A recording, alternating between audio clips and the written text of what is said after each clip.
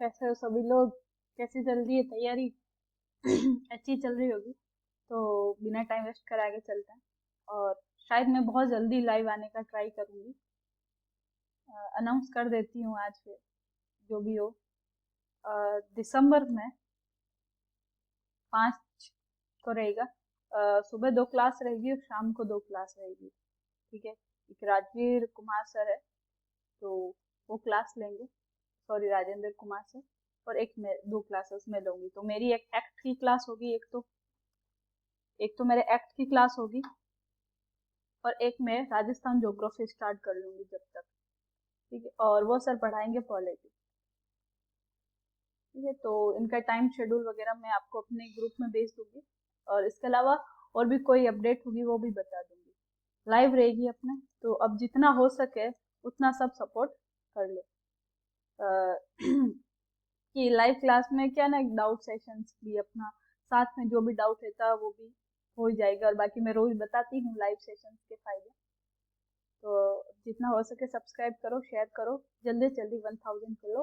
अपने मंडे से स्टार्ट कर रहे हैं। 2 टीचर्स रहेंगे और आने वाले दिनों में शायद 2-3 महीने में मैथ्स की भी स्टार्ट करने का ट्राई करूंगी। तो फिर चलते अब बिना टाइम वेस्ट करें। तो अपन प्रजामंडल के बारे में पढ़ रहे थे। 5 दिसंबर तक अपना इस आधुनिक वाला पूरा रिवाइज हो जाएगा। फिर जो राजस्थान ज्योग्राफी स्टार्ट करेंगे। तो अपने प्रजामंडल का पढ़ रहे थे। कल अपन ने हाड़ौतिक पढ़ लिया था, आज मारवाड़ पढ़ने वाले थे। तो आज थोड़ा सा आज पढ़ेंगे 30-40 मिनट जो भी क्लास होगी। उसके बाद में थोड़ा सा शायद पीछे और बच जाएगा, मुझे लगता है जहां तक। फिर देखते हैं। तो अपन मारवाड़ पढ़ रहे थे, राइट। तो मारवाड़ प्रजामंडल। और मेरी अगर कोई एक्ट की क्लास नहीं ले रहा है वो भी क्लास लो। बहुत ही स्टोरीज के साथ आपको एक्ट समझा रही हूँ मैं। तो क्लास लेके देखो। और आने वाले दिनों में ज्योग्राफी भी अपन बहुत ज्यादा स्टोरीज से समझेंगे तो इतनी दिक्कत नहीं होगी। लोगों को बहुत दिक्कत होती है ज्योग्राफी समझने में, और पॉलिटिक्स के बहुत अच्छे टीचर्स है वो। तो देखो, मारवाड़ प्रजामंडल अब स्टार्ट करते हैं। तो मारवाड़ प्रजामंडल की स्थापना से पहले मैं बता दूं कि अपन ने किसान आंदोलन पढ़ा था। और वहां पर अपन ने तोल आंदोलन पढ़ा था, मारवाड़ में हुआ था, नहीं हुआ? तो तोल आंदोलन चांदमल सुराण ने किया था, एक बढ़िया था। और तो बढ़िया किया। जब किसान आंदोलन में उसको जीत वीत मिल गई, तो एक होता है ना, अपन को एक जीत मिल जाती है तो मोटिवेशन रहता है। तो वैसा ये फुल जोश में था। तो इसने मारवाड़ में जन जागरण का श्रेय भी इसी को जाता है। काफी सारी सभाएं बने उन्होंने, लोगों को समझाया कि ये राजा वाजा ज्यादा कुछ कुछ मतलब नहीं, अपन का खुद का शासन रहेगा, खुद वोट देंगे, वो ज्यादा अच्छा रहेगा। तो जन जागरण का श्रेय जाता है। तो जन जागरण का श्रेय किसको जाता है?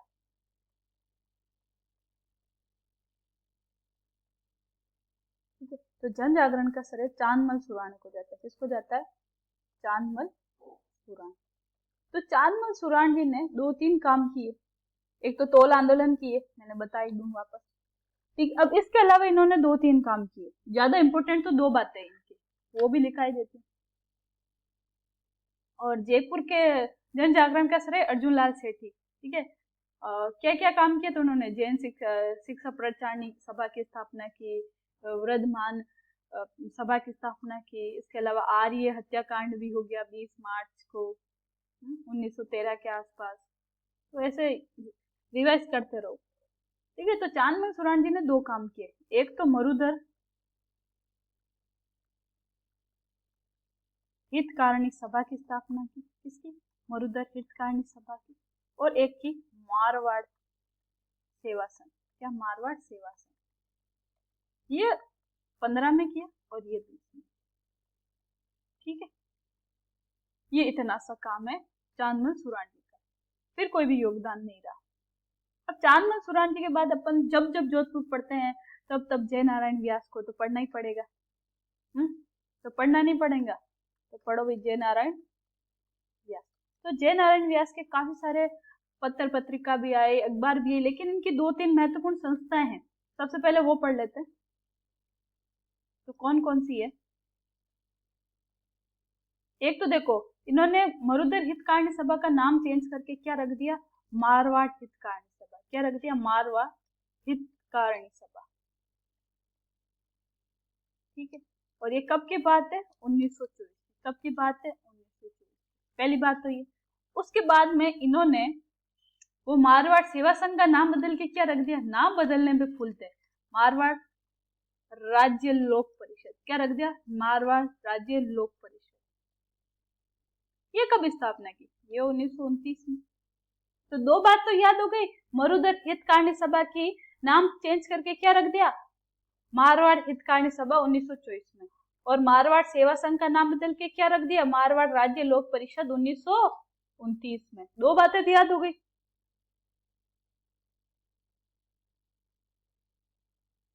तो ये मारवाड़ फिर आगे आया जयनारायण व्यास ने 1931 में एक और सभा की स्थापना की, तो मारवाड़ यूथ लीग।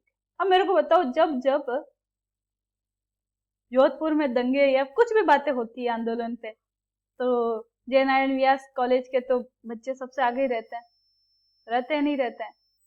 मैंने भी वहीं से ग्रेजुएशन की है, तो इसलिए वो यूथ को बहुत ज्यादा आगे लेना चाहते थे, तो उनको सभा भी बनाई। तो मारवाड़ यूथ लीग की भी स्थापना इन्होंने ही की थी। तो ये क्वेश्चंस भी बन सकता है। उसके बाद क्या हुआ? तो फिर आखिरकार अपन के मारवाड़ प्रजा मंडल क्या ना, सभा हुआ इसलिए बनाई जाती थी पहले कि लोग इकट्ठा हो, लोगों को समझाया जाए कि प्रजा मंडल आखिर के है क्या। जैसे मैंने भी तुम्हें बताया कि जो देसी रियासत में राजाओं का शासन हटाने के लिए जो आंदोलन चले थे कि आप उत्तराधिकारी शासन की स्थापना करो, ये वंशानुगत शासन हटाओ, इस प्रकार के आंदोलन चले, इन्हें क्या कहा अपन को? प्रजा मंडल आंदोलन। और जो ब्रिटिश ये अंग्रेज शासन में चले थे, अंग्रेजों का अलग एरिया था ना, जहाँ पर केवल अंग्रेजों का रूल चलते थे, राजा वगैरह नहीं थे, तो वहां पर भारत छोड़ो आंदोलन, कुछ इस प्रकार के आंदोलन चले। तो प्रजामंडल आंदोलन के बारे में समझाना भी तो पड़ता है लोगों को, एकत्रित कर करके। तो इसीलिए सभाओं की स्थापना की जाती, इसीलिए जन जागरण के लोग बनते हैं। आई समझ? तो फाइनली प्रजामंडल की स्थापना होने के लिए सब राजी हुए। कब हुआ? 1934 में।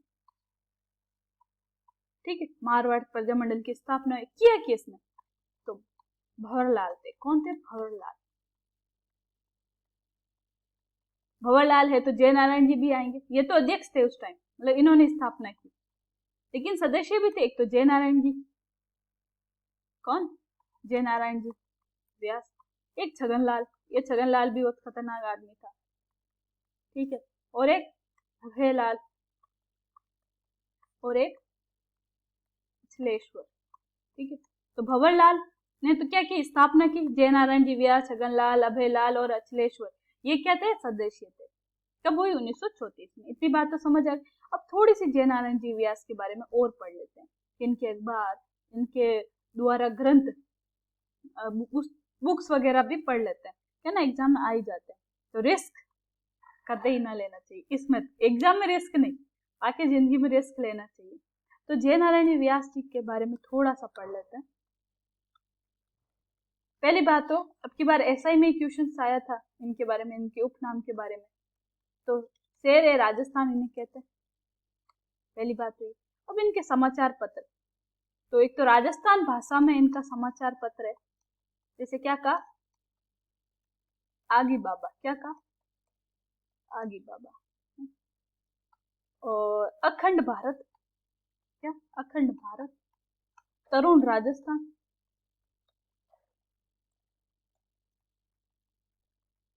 और ये इंग्लिश में था बच्चा, ठीक है। तो इनके समाचार पत्र, 4 समाचार पत्र थे, मेरे साथ बोलना भाई। आगी बाबा जो राजस्थान भाषा में था, अखंड भारत और तरुण राजस्थान और पीप जो इंग्लिश में था। आगे समझ? तो आगे बाबा, अखंड भारत, तरुण राजस्थान और पीप, तो ऐसे याद हो जाएगा। और शेर राजस्थान इनको कहते थे। अब इनकी थोड़ी बुक्स भी पढ़ लेते हैं, इतना पढ़ ही रहे तो। अब बुक्स, जयनारायण जी व्यास की बुक्स पढ़ते हैं। तो पहली है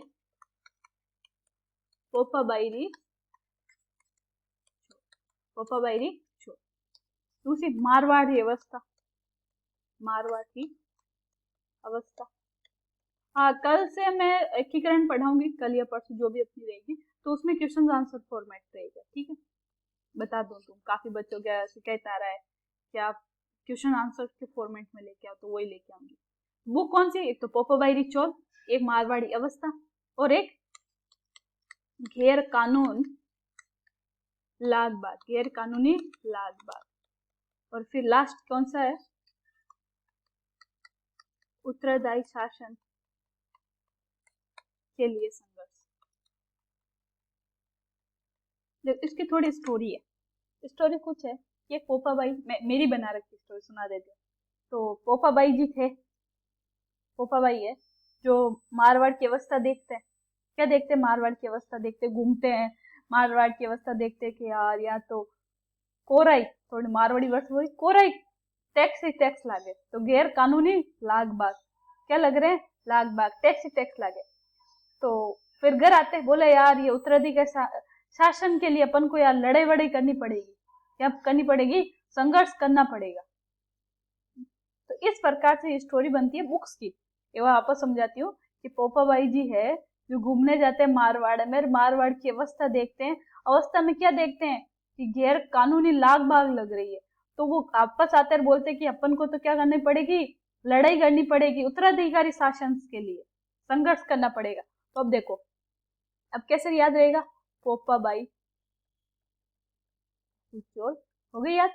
फिर कहाँ आई है? मारवाड़ की अवस्था देखने, मारवाड़ी अवस्था। और क्या देखा इन्होंने मारवाड़ की अवस्था? कि गैर कानूनी लाग बाग लग रही है।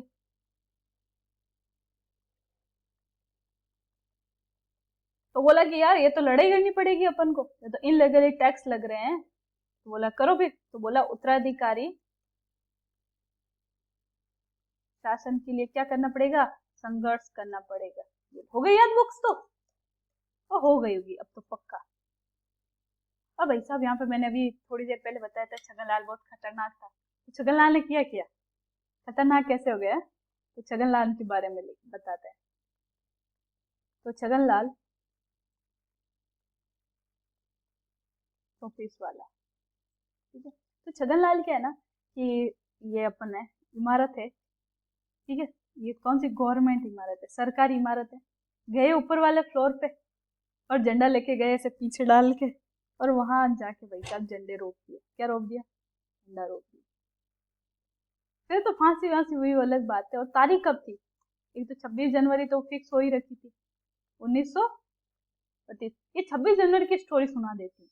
26 जनवरी क्या हुआ ना कि अपने पंडित जवाहरलाल नेहरू जी की बातें हैं। जवाहरलाल नेहरू जी ने लाहौर अधिवेशन, कौन सा अधिवेशन? लाहौर अधिवेशन में, कांग्रेस अधिवेशन था। अधिवेशन का मतलब कि हर साल कांग्रेस के जितने भी लोग जो कांग्रेस से जुड़े हैं या आसपास के जितने भी लोग हैं वो आते थे, और एक बड़ा नेता वहां का अध्यक्षता करता, पूरी बातें बोलता, जितने भी उसने साल भर सीखा है, एक जो भी उसको बोलना होगा फ्यूचर की प्लानिंग वगैरह कि आजाद के लिए हम क्या करें, तो सारे, तो उसको अधिवेशन कहते थे। तो कांग्रेस का अधिवेशन हो रहा था, 1930 की बात है। तो जवाहरलाल नेहरू ने कहा कि यार अपन है ना ये बहुत भाईचारा कर लिया, हमें तो क्या चाहिए? पूर्ण स्वराज्य चाहिए। क्या चाहिए? पूर्ण स्वराज्य चाहिए। और हम तो अब तिरंगा लहराएंगे। क्या लहराएंगे? तिरंगा लहराएंगे। और ये तारीख थी 26 जनवरी के दिन। सुबह उठे भाई साहब, आधी रात को, सुबह भी नहीं, आधी रात को गए और नदी के तट पर बैठे सब और तिरंगा फहरा दिया, और कहा कि 26 जनवरी के दिन ही हम क्या बनाएंगे? हमारा देश आजाद, स्वतंत्रता दिवस मनाएंगे। होगा जब देखा जाएगा। ठीक है, इसीलिए 26 जनवरी के दिन अपना क्या हुआ था? संविधान लागू हुआ था।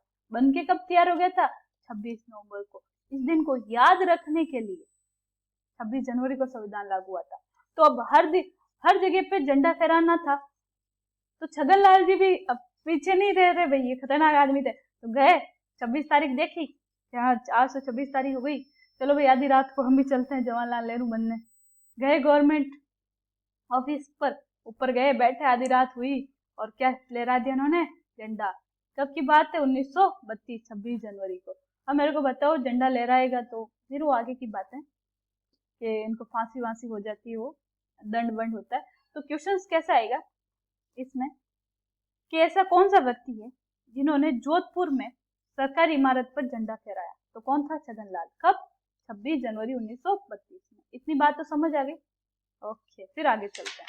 अब भाई साहब झंडे वंडे फहरा दिए तो जवाहरलाल नेहरू को तो आना जरूरी है, आना जरूरी है नहीं है? तो जवाहरलाल नेहरू ने आए पहले तो जवाहरलाल नेहरू घूमने। यार ऐसा कौन है भाई, है? तो जवाहरलाल नेहरू आए थे 1936 में, जोधपुर घूमे। फिर 1940 में का यार मैं 4 साल पहले जोधपुर घूम के आया था, बड़ा रेगिस्तान था, अच्छा भी था। कहीं बारिश के टाइम आए होंगे कि अच्छा झरने वरने बह रहे थे, कायलाना वायलाना भी थी, फुल मजे थे। हैं माचे पार्क, समझा रही हूँ, ऐसा कुछ नहीं था उसमें। माचे पार्क भी था, आइसक्रीम आइसक्रीम भी खाए। तो एक व्यक्ति को भेजा कि एक काम कर, तू भी घूम के आ जा। वो भाई साहब आया होगा जून जुलाई में, है? और क्या नाम था इसका? द्वारका नाथ। क्या नाम था? द्वारका नाथ। आया होगा जून जुलाई में। ये तो चौमासा में आए, यू नो चौमासा। चौमासा मतलब होता है बारिश का मौसम, मारवाड़ी वर्ड है चौमासा। तो ये तो बारिश के टाइम आए होंगे या ठंड के टाइम। तो बढ़िया मौसम हो रहा होगा, मिर्ची बड़ा भी खाएंगे जोधपुर भंडार, है, बड़ी चाय भी पी होगी। तो इनको तो बढ़िया मस्त लगा जोधपुर। लेकिन जब 4 साल बाद में इन्होंने द्वारका नाथ को भेजा, तब शायद वो अगर जून जुलाई का महीना और तपती भूमि में आए, बोला भाई साहब वापस गए जवाहरलाल नेहरू के पास। क्या कैसा लगा जोधपुर कि क्या भेजा आपने? जोधपुर का वातावरण तो दम घुटा है। कैसा वातावरण बताया? जोधपुर का वातावरण तो कैसा है? जोधपुर का वातावरण दम घुटा है। ये तो मैंने स्टोरी से समझा दी। अब रियल में क्या हुआ कि द्वारका नाथ जी गए और वहां पे बहुत गर्मा गर्मी थे, आंदोलन थे, ऊपर कोई विपक्ष में जा रहे थे, कोई इधर साइलेंट, सब ऐसे होता है ना, एक सीरियस माहौल। उसे दम घुटा का ये रिपोर्ट थी। और स्टोरी से तुम्हें शायद अच्छे से समझ आ जाएगा। अब भाई साहब, अब क्या जवाहरलाल नेहरू गए तो थोड़ा सा और वापस में तुम्हें बैक प्लेस में लेके जाती हूँ। जवाहरलाल नेहरू जी गए तो गए 2-3 साल बाद में इन्होंने सुभाष चंद्र बोस के सामने बहुत तारीफ की जोधपुर। सुभाष चंद्र का यार मुझे भी जाना चाहिए, तो सुभाष चंद्र बोस भी गए। कौन गए? सुभाष चंद्र बोस।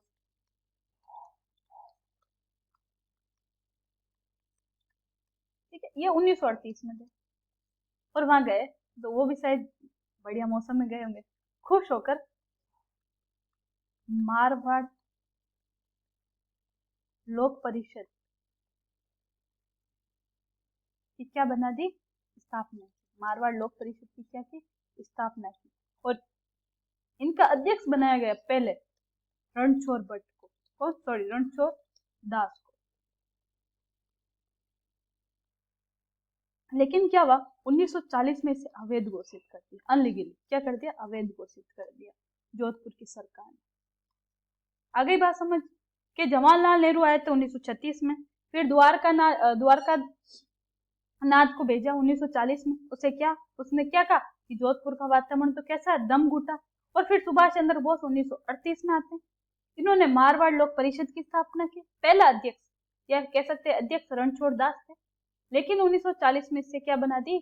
अवैध घोषित कर दी। क्या कर दी? अवैध घोषित। अब भाई साहब थोड़ी सी बातें हो गई, चलो अवैध हो गई, स्थापना हो गई, चलो ठीक है। अब अपने अपने लोगों के बारे में ही पढ़ लेते हैं। तो यहाँ पर 1941 की बात, चुनाव उनाव हो रहे थे, वोट वोट भी हो रहे थे, आंदोलन हो रहे थे। फिर काफी सारे आंदोलन भी बढ़ गए, कोई अवैध घोषित हुई संस्था, कोई वैध हुई। फिर आखिर के जाके वोट हुआ नगर पालिका का। किसका हुआ? नगर पालिका। वोट भी कैसे हुए? वयस्क मताधिकार से। और भाई साहब पहले ही फर्स्ट, कह सकते हैं फर्स्ट नगर पालिका अध्यक्ष चुने गए। फर्स्ट नगर पालिका अध्यक्ष जो चुन कर आए, कौन आए होंगे? जयनारायण व्यास। कौन? जयनारायण व्यास। तो क्वेश्चंस कैसे बनते हैं कि नगर पालिका के पहले चुने गए अध्यक्ष कौन थे? जहां पर वयस्क मताधिकार हुए थे तो कौन थे? जयनारायण व्यास थे। आ गई बात समझ? अब जयनारायण जी व्यास खतरनाक आदमी थे। बोला ऐसे करो नगर पालिका, ऐसे करो। सरकार को इतना कंट्रोल हो, सरकार के वोट दिला दिए वही बहुत है, तो चुपचाप बैठना भाई। एक स्टोरी समझा रही हूँ, ऐसा कुछ नहीं है। वापस बीच बीच में तुम्हें क्या बताना पड़ता है। रिकॉर्डेड क्लास, मतलब सॉरी, ये ऑनलाइन क्लासेस है, पर फिर भी मैं बहुत अच्छे से, ऐसे लगता है ऑफलाइन में पढ़ा रही हूँ। तो भाई साहब जयनारायण जी ऑर्डर लगा रहे थे फुल, कि इधर ऐसा करो, इधर सरकार को आया गुस्सा, बोला एक काम कर, 1942 की बात है, तो है ना सेनानी को आप है ना सिवाना दुर्ग में क्या हो जाओ, कैद हो जाओ, क्या हो जाओ, कैद हो जाओ। तो क्या हो गया, जयनारायण जी व्यास क्या हो गए, सिवाना दुर्ग में कैद हो गए, कब 1942 में। फिर अन्य साथी भी थे इनके, उनको बताओ दोस्त को कैद करोगे तो दोस्त तो कुर्बानी देंगे, तो अन्य साथी भी कहा हमें गिरफ्तार कर लो, कि नहीं नहीं तुम्हें एक जगह तो नहीं रखोगे, ताश खेलने लग जाओ तुम और कुछ पंचायती मारने लग जाओ, एक काम करो आप जालोर में जाओ। कहाँ जाओ, जालोर दुर्ग में कैद किया। ठीक, अब किया कि किसने, एक तो माथुर दास थे, माथुरा दास, माथुर हॉस्पिटल भी इनके नाम पर अभी, माथुरा दास माथुर, और एक है गणेश व्यास। कौन थे, गणेश व्यास। ये काम करो तुम दोनों सिंसियर हो, साथ में पंचायती नहीं करोगे, लेकिन तुम तीन काम बिगाड़ोगे, तीन तिगाड़ा काम बिगाड़ा। तुम दोनों तो जालोर दुर्ग में जाओ, और जय नारायण जी को कहाँ रख दिया, सिवाना दुर्ग में कैद कर दिया। आ गई बात समझ, चलो ठीक है आगे। अब छात्र संघ फुल प्रदर्शन कर रहे हैं जय नारायण जी व्यास पर कि हमारे सर को बाहर निकालो। तो वो कौन थे, तीन व्यक्ति थे आगे, छात्र थे जो आंदोलन कर रहे थे, स्टूडेंट थे। वो कौन थे, एक तो जगदीश लाल, पूछ लेते कि ये कौन से आंदोलन से संबंधित है, तो याद रखने, एक तो जगदीश लाल, जोधामल, और थर्ड है मदन लाल। आगे समझ, ये इतनी सी बात। एक इम्पोर्टेंट बात हो, एक भाई साहब जैसे अपन कह सकते हैं जतीन दास वगैरह या भगत सिंह को जब गिरफ्तार किया था तो उनको जेल में रखा, तो जेल का खाना वाना पसंद नहीं आया, उन्होंने भूख हड़ताल की थी, ये नहीं की, ये इम्पोर्टेंट पॉइंट है, ठीक है। तो भूख हड़ताल की थी। इधर जय नारायण जी व्यास ने भी काफी प्रयास किया, जेल में रहने के बाद जेल का विरोध किया कि कम से कम भाई हमें अंदर डाल दे, खाना तो ढंग का दो, टास्क दो ना दो, है कपड़े अच्छे दो। तो इस समय के 1942 में एक नाम थे बाल मुकुंद। क्या हुआ कि जब भगत सिंह जी ने तो हट्टे कट्टे थे तो भूख हड़ताल सहन कर ली, लेकिन उनके एक सहयोगी थे जतिन दास, क्या नाम था, जतिन दास। तो जतिन दास की क्या हो गई, मृत्यु हो गई। फिर पूरा भारत एकजुट हो गया एक बार, और इनके दाह संस्कार के लिए बहुत लोग इकट्ठा हुए, बहुत, रेलवे स्टेशन, मतलब लोग वहां ही नहीं रहते, ठीक है। तो भाई साहब इनकी भूख हड़ताल में मृत्यु हो गई। तो इधर अपने राजस्थान में भी क्या हुआ, बाल मुकुंद जी जेल में भूख हड़ताल कर रहे थे। क्या कर रहे थे, भूख हड़ताल कर रहे थे। क्या कर रहे थे, जेल में कर रहे थे, और इनकी मृत्यु हो गई। क्या हो गई, मृत्यु हो गई। और मृत्यु हुई तो इनके अभी लाखों लोग इकट्ठा हुए। तो किसी ने बोल दिया यार ये तो राजस्थान का जतिन निकल गया, क्या निकल गया, जतिन। तो इनकी उपाधि क्या बन गई, राजस्थान का जतिन दास। क्या हो गया उपाधि, राजस्थान का जतिन दास। आगे समझ। तो राजस्थान का जतिन दास किसे कहते हैं, बाल मुकुंद बिस्वा को कहते हैं। इतनी बात आगे से। अब क्या हुआ, यहाँ पर इतनी बातें तो पढ़ ली हमने, अब थोड़ा महिला का योगदान पूछ लेते। जोधपुर में कौन कौन महिला थी, एक तो रम्मा देवी थी, और एक कृष्णा कुमारी थी। ये दो इम्पोर्टेंट पूछ लेते। कृष्णा कुमारी, ये इम्पोर्टेंट है, वेरी वेरी इम्पोर्टेंट। ये कृष्णा कुमारी कहाँ से संबंध रखती है, तो जोधपुर से एक रम्मा देवी। अब यहाँ पर क्या, मैंने एक कांड हो गया, कांड मैंने तुम्हें समझा दिया। जहां पर क्या होता है, काफी लोगों की मृत्यु हो जाती है, उसे क्या कहते हैं, हत्याकांड। तो यहाँ पे एक हत्याकांड भी हुआ, क्या नाम है, चांदवल कांड।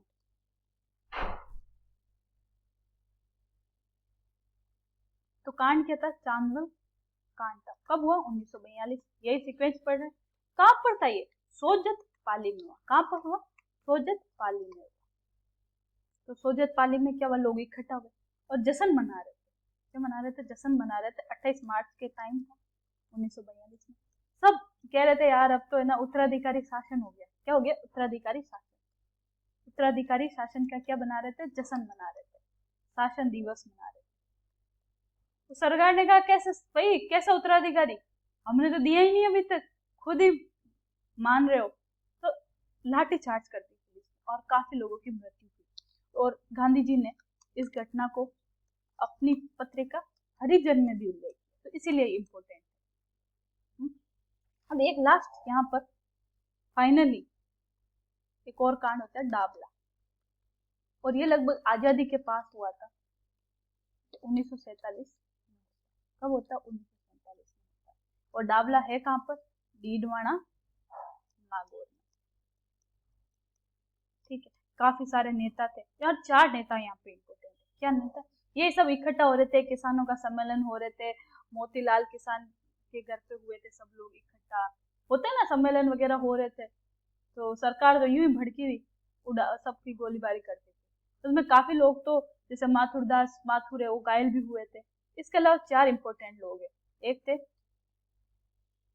चुन्नीलाल शर्मा, क्या नाम है? चुन्नीलाल शर्मा, ये क्वेश्चन आ रखा है। चुन्नीलाल शर्मा, रुदाराम चौधरी, किसान सम्मेलन था तो चौधरी तो रहेंगे, रुदाराम चौधरी। और एक थे रामाराम चौधरी, और फोर्थ नाम पन्नाराम चौधरी। तो याद रह जाएंगे, चुनालाल, रुदाराम, रमाराम और पन्नालाल, ये शहीद हो गए थे। तो क्वेश्चन कैसे बना कि चुनालाल, रुदाराम, रामाराम, पन्नाराम किस कांड से संबंधित है? जैसे रूपा जी करपा जी का अपन ने पढ़ा था, तो इस प्रकार से ये इम्पोर्टेंट है। यहाँ पे भी फायरिंग वायरिंग हो गई थी। अब फाइनली अब बहुत सारे कांड कर लिए, सभा इकट्ठा कर ली, जवाहरलाल नेहरू जी भी आ गए हैं, सारी चीजें अपन ने पढ़ी। जयनारायण व्यासी को भी अपन ने कैद करवा ली। अब आखिर क्या करते हुए उत्तराधिकारी शासन की स्थापना, तो फाइनली 30 मार्च, कौन सा मार्च? 30 मार्च 1949 की बात है, जोधपुर का क्या हो जाता? विलन हो जाता। किसमें? अपने राजस्थान में। और इस टाइम शासक कौन थे, ये भी इंपॉर्टेंट है। तो हनुमंत सिंह, क्या नाम था? हनुमंत सिंह क्या थे? शासक। ठीक है, ये इंपॉर्टेंट। अब बाकी की बातें कल पढ़ेंगे। बीकानेर वाली, ये भी बहुत बड़ा है बीकानेर, क्योंकि तुम परेशान हो जाते हो। अब तो बहुत जल्दी लाइव क्लासेस आ रहे हैं, और साथ में ऐसे नहीं, ये तो क्या रिवीजन के लिए है, थोड़ा बहुत बीच में रिवाइज वगैरह भी होना चाहिए। बाकी फिर कंटिन्यू क्लासेस लेंगे अपन। जैसे ज्योग्राफी है तो पूरी ज्योग्राफी अच्छे से समझेंगे विथ नोट्स, विथ पीडीएफ वगैरह। और ग्रुप पता ही है तुम्हें, जीके विथ पाई चोरी। 5 दिसंबर के लिए हो जाओ तैयार। Okay, and good luck, thank you, all the best.